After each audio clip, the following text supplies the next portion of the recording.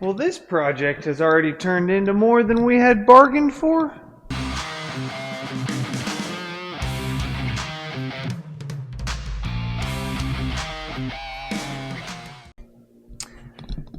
So we had the guys yesterday start pulling this planter apart. Initially, we were just going to have them remove the gauge wheels because these scrapers that actually set on the sides of the discs, kind of like that, they're what keep your discs clean throughout the field. It scrapes all the dirt off, keeps that from building up. Well, the scrapers that we use, they're pretty much a 1-year deal. Well, turns out, as you can tell, they took a whole lot more off than just the gauge wheels. And that's because these discs, well, they were brand new as of last year. They're a 15-inch disc and they literally still measure 14 7/8. So 1 year running for us, and we've barely removed 1/8 of an inch. So we didn't think we were hardly going to have to adjust them, let alone remove them all. But I'll show you what the guys found. Tighten that one on real quick. And check this out. You see that wobble? Yeah, those aren't supposed to do that. Our last set was either 4 or 5 years old before we ever started having any bearing issues. And I would say an easy 50 to 60% of these blades all have bearings going out after 1 year. Currently waiting on our John Deere service to come out and take a look at these and see if maybe they'll stand behind their product, because either way, every one of these discs are getting replaced now. We're just trying to wait and figure out if it's going to be 100% on our dime or not. Now, there's not much I can do on that bean planter until we hear back from Deere. And that'll push us one of, well, basically 2 different ways that we're considering to go. One isn't much. It's just kind of replacing the discs and putting the planter back together. The other one could be very intensive, to say the least, and very aggressive on our approach, being the fact that it's literally already the 1st of March and we will be needing that planter in about a month and a half. But like I said, I won't go into those details because it all depends on what we hear from Deere. So right now, we are going to get these seed tenders hooked up. Dad and I are going to go drop them off and pick up the new one. Yell at me when I need to stop.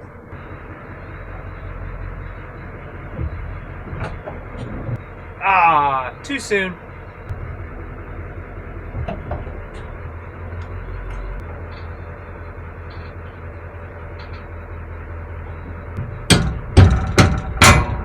Ding!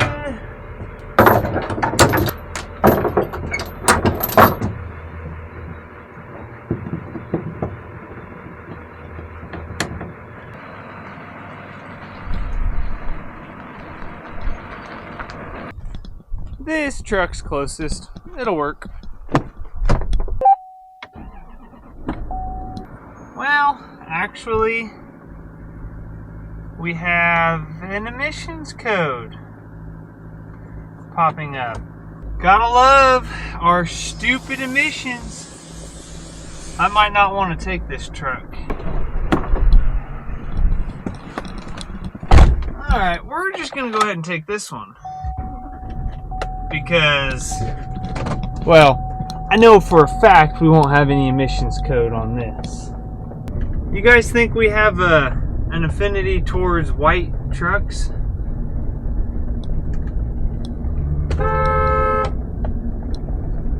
Stay out of my way, boy.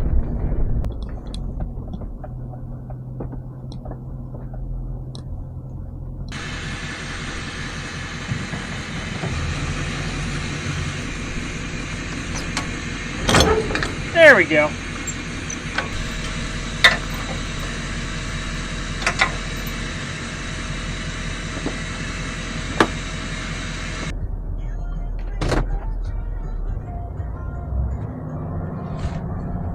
I'm glad we're getting rid of 2 tenders. That's 2 things out of our way, but it kind of sucks having to drive up separate. It's not near as fun driving by yourself as it is with somebody else. I'm not sure how much recording I'll be able to do at the dealership, so we'll see you guys back at the shop in a couple hours when we've got the new tender on the lot. See you in a little bit. Well, here she is. So we ended up going with a J&M speed tender. It is the C450. So we upgraded to a 4-box seed tender. It'll just give us a whole lot more options come planting, because we can load it down with 2 boxes of 2 hybrids, or we can put 4 different hybrids on here if we want, because we are very picky on kind of where our corn hybrids go. So it's nice that we can carry 4 different hybrids around with us at one time if we did want to do a little switching. So that's going to be really nice. We really like the conveyor style from our 390 bean speed tender. So we wanted to stick with a very similar style that worked with the Pro Box. So everything on this thing is hydraulic. You've got hydraulic jacks. The conveyor is hydraulic raise, lower, swings out, swings in. Your doors are all hydraulic. Everything is controlled with a simple remote. So you can control this thing just like our bean seed tender up on the planter. Makes it really nice, really slick, and it's going to be a huge upgrade from the older, more basic one we had previously. One other great thing that I like about this is that the conveyor, the movement is all controlled. The swivel is controlled right here, and the raise and lower is controlled down there. So if you can see, the spout, the hopper, doesn't touch the conveyor at all. So your load cells basically carry the gray portion of the seed tender plus your Pro Boxes. So as soon as the seed comes out of the spout, once it hits the conveyor, it's off the scales. It's already accounted for on your output.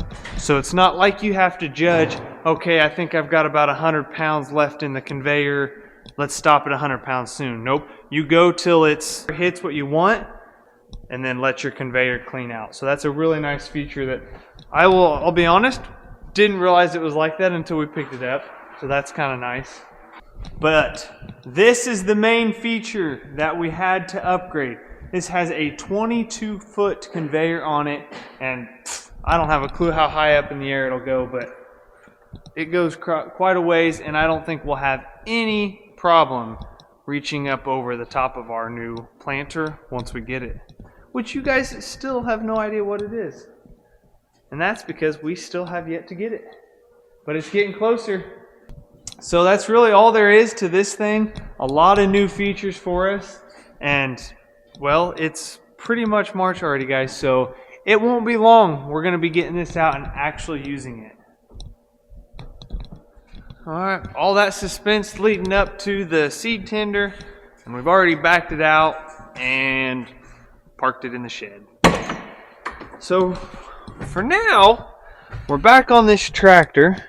We did a lot of research trying to figure out that piece that was leaking that Dad talked about in the previous video, which I am currently trying to find.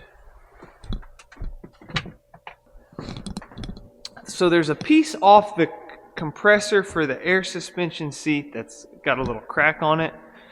And we really can't find, based on the diagrams on the computer, the right part. So it's cracked, it's bad anyway, so we're just going to try and put some JB Weld on it, see if that'll be good enough. Oh, found it. It was in the tractor, it just wasn't on the seat.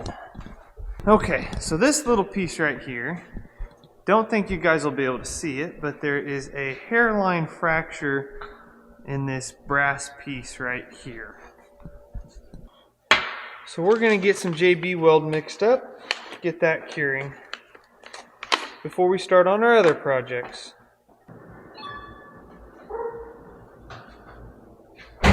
Made it back without running anything over. Just the name of them off, but it was pretty regular. Well, unfortunately, this is not the quickset JB weld. So once it's on here, literally it says like 5 hours. Don't touch it. I ain't got time to wait that long. Okay, that's plenty though.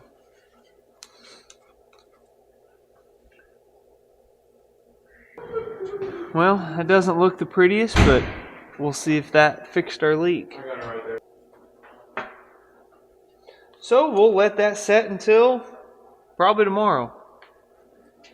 Well, that was a quick and painless project. Next one on my to-do list. Nope, still none of this. We're still waiting on John Deere for an answer on these discs. But as far as the mast goes, that I can put on.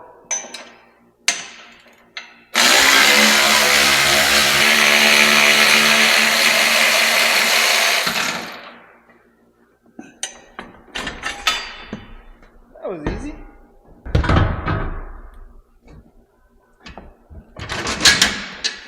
Make sure this thing's actually going to fit before I go any further.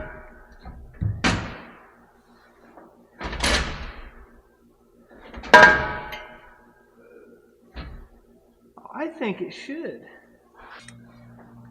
Alright, so this is the harness for the receiver. Found the other end of the harness that I need to plug into right here. So it should be a simple simple click.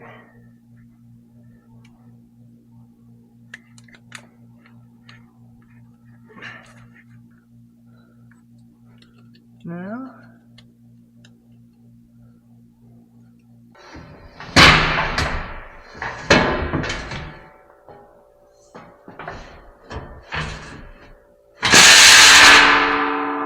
that was very loud and obnoxious. Alright, let's get this mast on.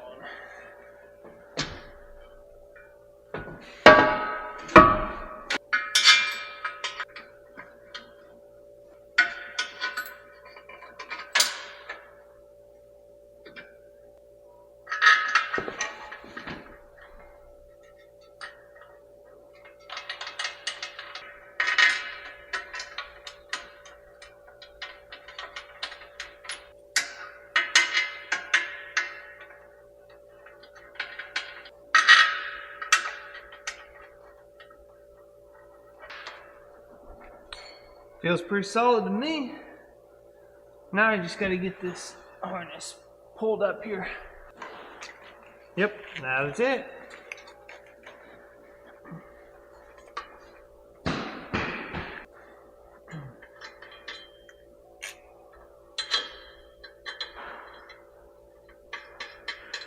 And now, once we get my 8335 upgraded to a Gen 5 monitor, which should actually be here anytime, I will officially have planter guidance, which I'm actually pretty excited about because this bean planter, when I'm planting, I feel like my guess row. So your guess row, right here's row number 32. When I turn around and come back on this next pass, 32 and 32 kind of butt up against each other. That space in between your two passes is what's called your guess row. And well, if you have the planter perfect, each guess row on each side of the machine is right at 15 inches. Well, it's never perfect. So you're always 12 inches on one side and 17 inches on the other, or vice versa, and it's never a true 15 and 15. But with planner guidance, I don't have to worry about setting my guest row anymore. It'll automatically keep each pass of the planter centered perfectly, and to the point where you really won't ever be able to tell where your guest row is. 100% necessary? No. But is it one more thing I can automate and not have to worry about anymore? Absolutely. Okay, so our next and most likely final project for today is going to be on our newest tractor, which is an ADAR 340. As you can tell, it's got our fertilizer tanks on it. It is our corn planter tractor, and honestly, well, right now it doesn't do much more than that. However, with the new planter we are getting, it may just happen to be a 60-foot planter instead of a 40-foot, and 340 horse is not quite enough to pull it how we like. So we went ahead and purchased a Steinbauer performance chip for it, and it should safely take this 340 to a usable 410 horse, which is hopefully going to be quite the game changer for this tractor. And from what I'm reading, it is a pretty straightforward installation. This is literally all it is, and a very simple wiring harness that needs to be plugged into power and ground, the injector connector, the boost pressure sensor, and the exhaust pressure sensor. So 4 things it's got to be plugged into, and pretty much it takes over from there. And I know there are a couple different performance tuning companies that you can go with. Couple different reasons that we decided to go with the Steinbauer was, one, it doesn't mess with the ECU whatsoever. It all plugs in line, and basically if you ever have an issue with warranty related stuff, you can unplug it, remove it, and pretty much the tractor doesn't even remember it's there, and it doesn't void anything. And secondly, this chip doesn't actually start kicking in and changing things until the tractor reaches its 60% threshold. So anytime this tractor is under a 60% load, it runs just like it is stock. Nothing's changed. You don't need the extra horsepower when you're just going down the road. But once you start pulling stuff through the field and your load goes 60% and above, that's when the chip starts kicking in and starts adding power. So you're only adding power when you need it. And we thought that was a huge plus. Not to mention, if we ever trade this tractor in, we can take this off and it'll work on another 8R should we have another one. Okay, well, we're a little tight quartered in here, but this is the furthest one from where the module is going to sit, so figured we'd go ahead and run the power. We just picked a random power right here and a ground off the block. So once we know that distance, then at that point I can start zip tying things back towards the module. What's going to be the best way to route this? Ooh, just like that. Kind of dark, I get it, but we got our power hooked up, got our ground on the block, and then harness is running up and around. I'll get this all zip tied. And the length of this part of the harness is what's going to dictate where I can place the chip up on the engine.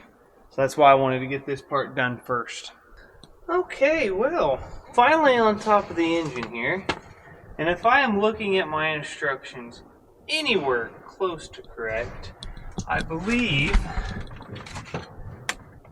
this plug that I have disconnected, the yellow one, should match up with this exhaust pressure sensor. And then this one that I haven't disconnected yet, that tan. So those are my two connectors. So it should be as simple as plugging the new harness into the sensor and then plugging the John Deere harness also into the new harness. So basically all that's doing is putting my chip harness in line with the tractor harness. Now my exhaust pressure should go like that. Like that. So now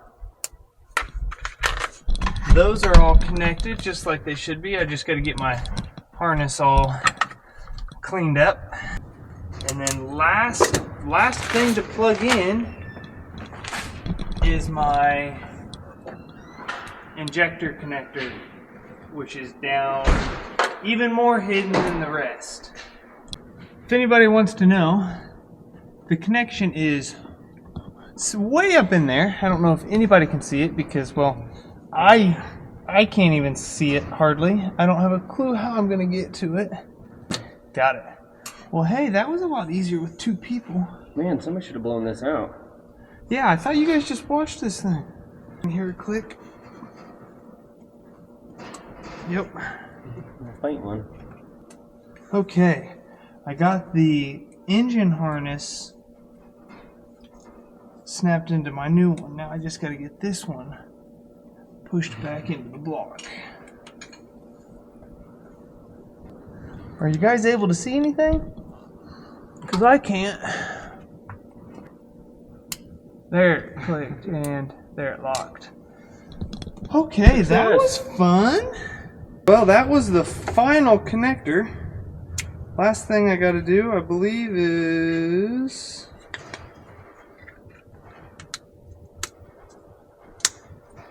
alright. Now I got to figure out where I want to. Do I want to stack it in here? Do I want it? I may just drill a hole here and zip tie it. Well, that's where she's going to sit. Mounted nice. Everything's tucked up out of the way.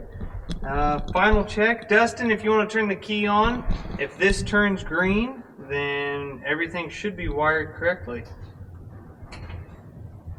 Yep, there it is. Solid green light. Alright, now make sure I'm out of the way. I'd say go ahead and fire it up.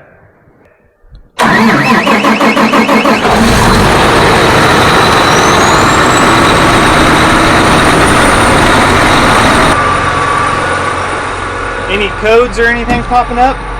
Nope. Just normal. Perfect.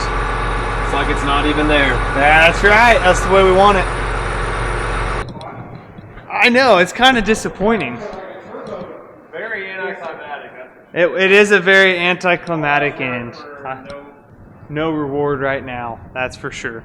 But hey, when we're pulling a 60-foot planter through the field, trying to pull it 7-8 mile an hour, I bet you we'll be able to tell if it's there or not. So we have finally heard back from Deere, and I'm pleasantly surprised. They are going to stand behind not only the ones that have gone bad, but they're going to go ahead and replace every single one of these blades. I can't say I expected it, but I am glad to hear that they're actually going to stand behind their product and they're going to make it right. But we're going to end today's video with another corn kernel fact. If we go with the same generalization that a kernel is about 1 centimeter, it would take 44,550-ish kernels of corn to circle the entire world. Which, to put that in perspective, our smaller bins at Jitville are around 57,000 bushel. The corn in one of those bins would more than go around the world. Hope you guys enjoyed the video. Subscribe if you haven't. Find that thumbs up button for us, and we'll see you in the next one.